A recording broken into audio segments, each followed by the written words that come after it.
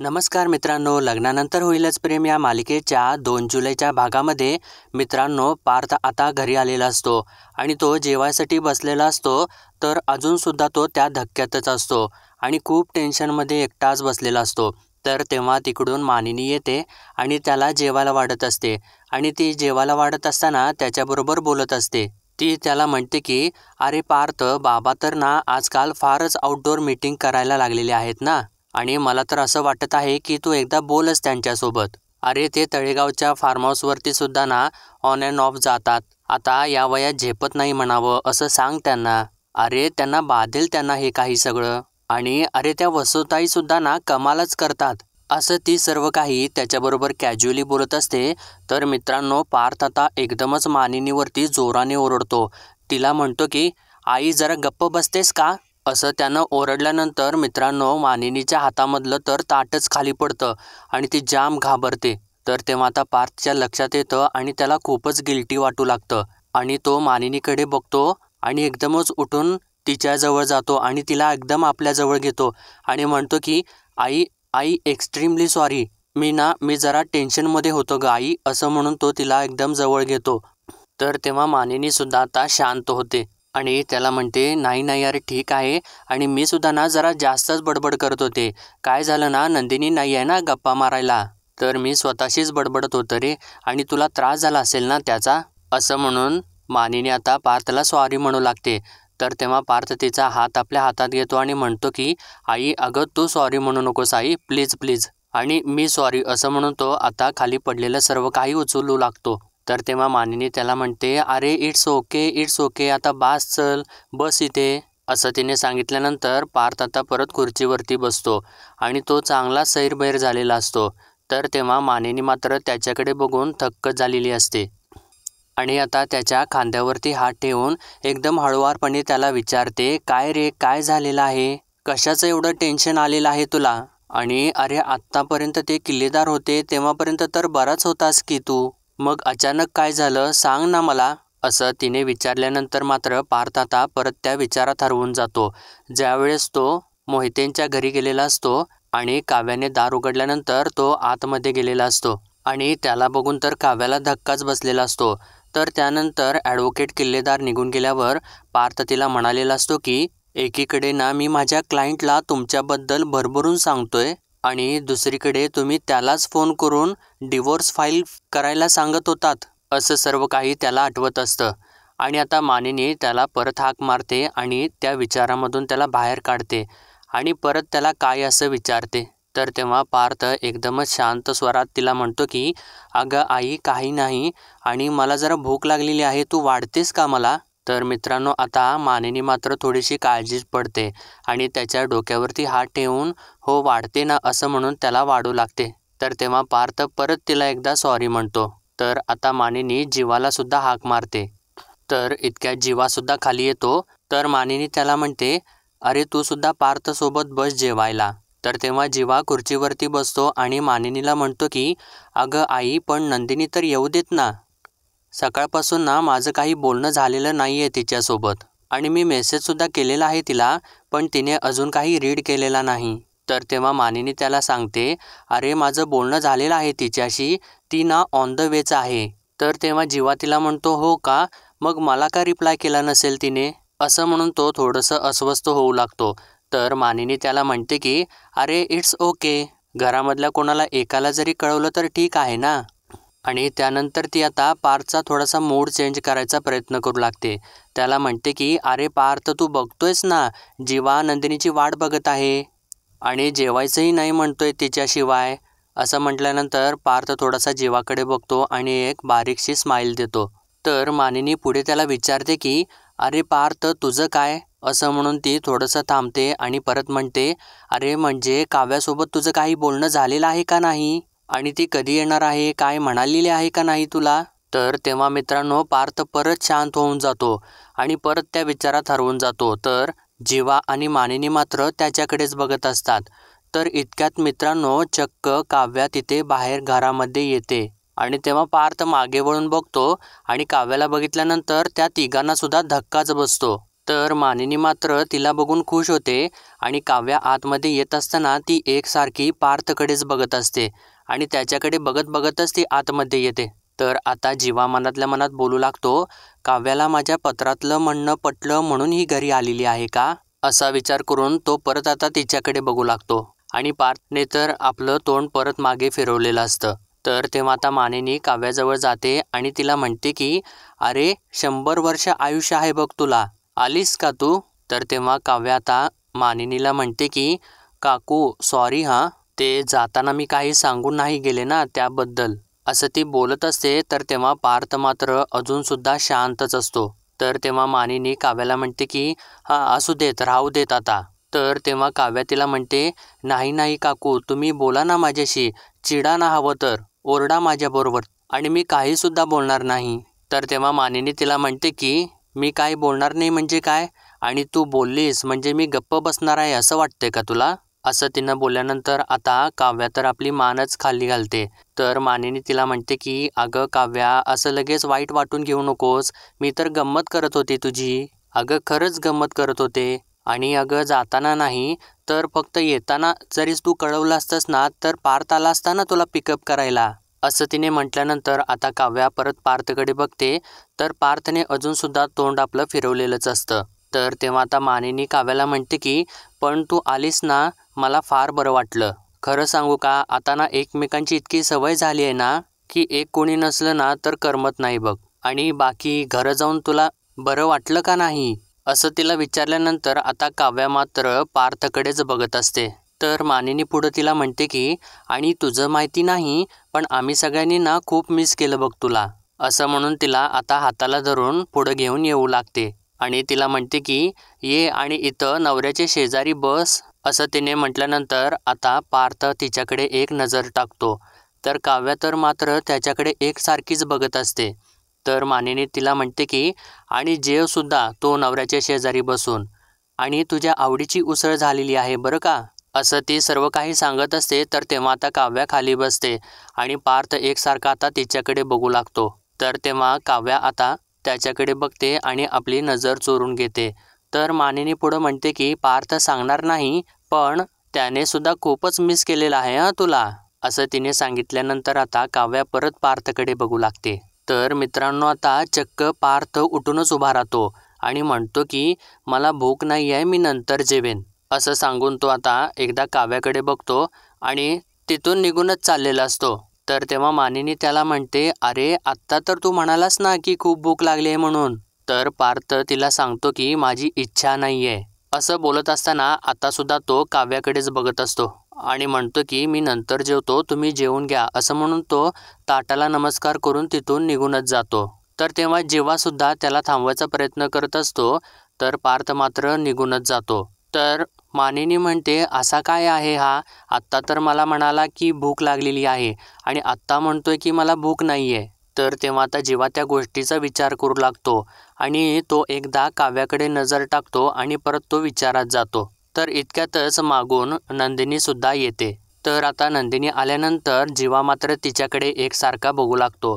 तर आता मानिनी पुढं जाते आणि नंदिनीला म्हणते की अगं नंदिनी तू आलीस का, आणि काय अगं हे किती उशीर केलास आज, तुझा नवरा कधीपासून वाट बघतोय तुझी, असं ती सांगत असताना आता नंदिनी त्याच्याकडे बघू लागते. तर इकडे काव्यासुद्धा जीवाकडेच बघत असते. तर आता मानिनी नंदिनीला म्हणते की अगं जेवायलाही तयार नाही आहे तो तुझ्याशिवाय, चल तू ये आणि तू सुद्धा बस जेवायला, असं तिने सांगितल्यानंतर नंदिनी तिची माफी मागते आणि म्हणते की सॉरी आई, मला ना येताना वाटेत जरा भूक लागली म्हणताना मी बाहेरच खाल्लेलं आहे, नंतर जेवण हवं तर, असं ती म्हणते आणि चक्क आतमध्येच निघून जाते. तर तेव्हा मानिनी विचारात पडते आणि म्हणते की काय झालेलं काय आहे या दोघांना अचानक, दोघांनाही जेवायचं नाही आहे, असं बोलून झाल्यानंतर ती आता जीवाला विचारते की जीवा तू काही बोलला आहेस का तिला. तर तेव्हा जीवा नाही असंच सांगतो. तर तेव्हा मानिनी परत त्याला म्हणते की अरे मग ती न जेवता कशी काय गेली वर, आणि नेहमीसारखं काय बोलली नाही ती तुझ्याशी. तर तेव्हा जीवा ते सर्व काही सावरण्याचा प्रयत्न करू लागतो. अगं ती आत्ताच आली आहे ना बाहेरून, दमली असणार आहे, फ्रेश होऊन येईल ना ती खाली, तू नको काळजी करूस. तर त्यानंतर आता मानिनी काव्याला विचारते की काव्या अगं तुमचं सगळं काही ठीक आहे ना, म्हणजे तुझं आणि पार्थचं भांडण वगैरे काही झालं नाही आहे ना? तर काव्या म्हणते की नाही, काही सुद्धा नाही. तर मित्रांनो, आता मानिनीला मात्र त्या दोघांच्या वरती सुद्धा शंका चाललेली असते आणि त्यांनी दिलेलं उत्तर मात्र मानिनीला काही पटलेलंच नसतं आणि ती आता त्या गोष्टींचाच विचार करू लागते. आणि त्यानंतर ती आता परत खोलीमध्ये गेल्यानंतर त्या बोर्डसमोर जाऊन उभा राहते आणि गुरुजींनी सांगितल्याप्रमाणे ती आता पार्थच्या नावाखाली वादळ असं लिहिते आणि म्हणते की हा गुंता तर आता वाढतच चाललेला आहे आणि आज कधी नव्हे ते ना पार्थ माझ्यावरती चिडलेला आहे. असं काय चालू आहे त्याच्या मनामध्ये, असा तो विचार करून पुढं म्हणते की कसलं एवढं टेन्शन आहे की तो जे लपवत आहे माझ्यापासून. आणि त्यानंतर ती आता नंदिनीच्या नावापुढं बोट ठेवते आणि म्हणते की नंदिनी तर ना आज दिवसभर बाहेर होती आणि जीवा तर म्हणाला की त्याने तिला फोन केले, मेसेजेस केले, पण तिने रिप्लाय नाही केला. नंदिनी असं कसं करू शकते? नंदिनी असं करणं शक्यच नाही. असा विचार करून अजून तिच्या मनामध्ये आता गोंधळ वाढतच जातो. आणि त्यानंतर आता ती काव्याच्या नावापुढं बोट ठेवून म्हणते की काव्यासुद्धा अचानक घरी काय गेली, परत काय आली. आणि त्यानंतर म्हणते की आणि जीवासुद्धा ना काहीतरी विचित्रच विचारत होता. घातलेला गोंधळ निस्तरायचा आहे असं तो बोलत होता. आणि काय चालू या चौघांचं नक्की नेमकं? आणि फार्म हाऊसवरून परत आल्यापासून चौघं असं विचित्र का वागत आहेत? असं बोलून ती आता ते सर्व काही कोडं सोडवायचा प्रयत्न करू लागते आणि परत जीवाच्या नावासमोर बोट ठेवून त्याच्या खालचं वाक्य वाचते, दुःखाचं काव्य.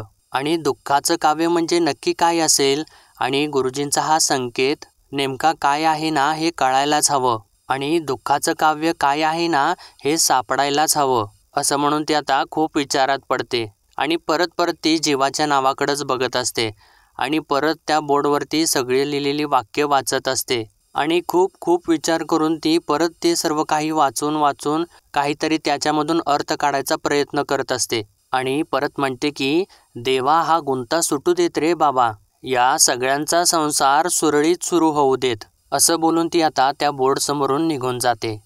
तर मित्रांनो, आता इकडे पार्थ एकटाच खोलीमध्ये उभारलेला असतो आणि त्याला आता त्यांचं लग्न आठवू लागतं आणि त्याने काव्याच्या कपाळामध्ये कुंकू लावलेलं असतं आणि तेव्हा काव्या रडत असलेली त्याला आठवत असते आणि त्यांनी फेऱ्या घेतलेल्या असतात तो क्षणसुद्धा आता त्याला आठवत असतो आणि तेव्हा मित्रांनो आता त्याच्या डोळ्यामधून पाणी येऊ लागतं आणि त्यानंतर आता त्याला लग्नाच्या वेशात असलेली पार्थची प्रतिमा आरशामध्ये दिसू लागते.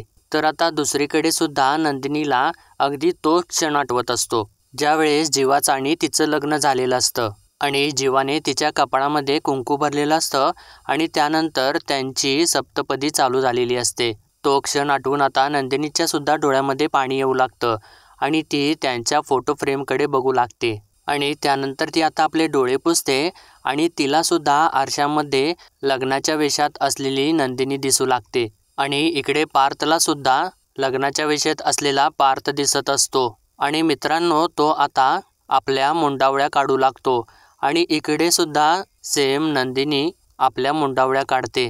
तर त्यानंतर इकडे पार्थ आपला फेटासुद्धा काढतो आणि ते बघत असताना पार्थच्या डोळ्यामधून खूप पाणी येत असतं. तर इकडे सुद्धा मित्रांनो आता आरशामधली नंदिनी आपलं मंगळसूत्र काढू लागते आणि काढत असताना ती खूप रडत असते. तर ते बघून सुद्धा नंदिनीला खूप वाईट वाटू लागतं आणि ती जोराने रडू लागते. तर आता इकडे लग्नाच्या वेशात असलेला पार्थ आपल्या गळ्यामधली माळ काढतो आणि टेबलवरती ठेवून तो तिथून गायबच होतो. तर इकडे सुद्धा लग्नाच्या वेशात असलेली नंदिनी आपले सर्व दागिने काढत असते आणि ते दागिने काढत असताना ती खूपच रडत असते आणि त्यानंतर सर्व दागिने काढून झाल्यानंतर ती सुद्धा तिथून गायब होते. तर इतक्यातच आता जीवा खोलीमध्ये येतो. तर तेव्हा नंदिनी रडतच त्याच्याकडे बघत असते आणि मित्रांनो आता इकडे सुद्धा काव्य आता पार्थच्या खोलीमध्ये येते.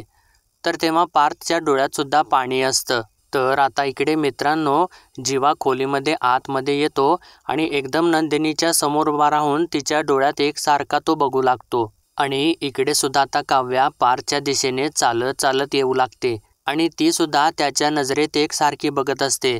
तर तेव्हा पार्थ सुद्धा तिच्या नजरेतच बघत असतो आणि ती आता एकदम त्याच्या समोर येऊन उभारलेली असते आणि त्याच्या नजरेत एकसारखी बघत असते आणि थोड्या वेळाने ती परत आपली नजर खाली घेते.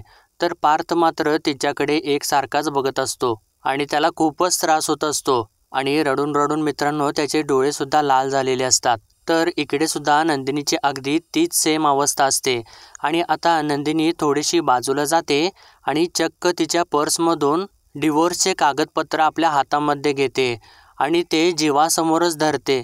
तर ते पेपर्स बघितल्यानंतर जीवाच्या तर पायाखालची जमीनच सरकते आणि तो धक्क्यानेच त्या पेपर्सकडे बघू लागतो आणि त्या पेपर्सवरती एका बाजूला त्याचं नाव लिहिलेलं असतं आणि दुसऱ्या बाजूला नंदिनीचं नाव लिहिलेलं असतं आणि जिथं नंदिनीचं नाव लिहिलेलं असतं तिथे तर नंदिनीने सहीसुद्धा केलेली असते. तर मित्रांनो आता इकडे सुद्धा पार्थ आपले डोळे पुसतो आणि बाजूला जाऊन टेबलवरती त्याने डिवोर्स पेपर्स ठेवलेले असतात. ते डिवोर्स पेपर्स तो आपल्या हातामध्ये घेतो आणि परत तो आता काव्यासमोर जाऊन उभा राहतो आणि ते डिवोर्सचे पेपर आता तो काव्यासमोर धरतो. तर इकडे सुद्धा अगदी सेम तीच सिच्युएशन असते. नंदिनीने जीवासमोर डिवोर्सचे पेपर धरलेले असतात आणि जीवा धक्क्यानेच नंदिनीकडे बघत असतो आणि इकडे काव्यासुद्धा त्या डिवोर्स पेपरकडे बघते. तर तेव्हा तिथे एका बाजूला तिचं नाव लिहिलेलं असतं आणि एका बाजूला पार्थचं नाव लिहिलेलं असतं आणि पार्थचं जिथं नाव लिहिलेलं असतं तर तिथे त्याने सुद्धा सही करून ठेवलेली असते आणि ते बघितल्यानंतर आता काव्याचे तर डोळेच मोठे होतात आणि पार्थ मात्र तिच्याकडे बघत एकसारखा रडत असतो. तर आता काव्या एकदा त्याच्या नजरेमध्ये बघते आणि इकडे जीवा मात्र एकसारखाच नंदिनीकडे बघत असतो आणि नंदिनी तर खूपच रडत असते आणि इकडे सुद्धा अगदी सेम सिच्युएशन असते. तर मित्रांनो आजचा हा असा दुःखद आणि धक्कादायक भाग इथेच संपतो आणि पुढील भागामध्ये आपण पाहणार आहोत की पार्थ डोळ्यात पाणी घेऊनच काव्याला सांगत असतो की आज मी तुमची कायमची सुटका करत आहे. तर ते ऐकल्यानंतर काव्याला मात्र धक्काच बसतो. तर इकडे नंदिनी सुद्धा जीवाला म्हणते की यापुढे ना तुम्हाला आता आपल्या लग्नाचा त्रास होणार नाही असं म्हणून ती जीवाला सांगते की हे डिवोर्स पेपर्स आहेत. तर इकडे पार्थ सुद्धा त्याच वेळेला काव्याला सांगतो की हे डिवोर्स पेपर्स आहेत. तर नंदिनी इकडे जीवाला म्हणते की आज हे सिद्ध झालं. तर इकडे पार्थ काव्याला म्हणतो की लग्नानंतर प्रेम होत नाही आणि इकडं नंदिनी सुद्धा जीवाला अगदी तेच वाक्य बोलते. तर मित्रांनो इकडे जीवाला आणि तिकडे काव्याला मात्र खूपच मोठा धक्का बसलेला असतो. तर मित्रांनो पुढील अपडेटसाठी लाईक शेअर आणि सबस्क्राईब नक्कीच करा.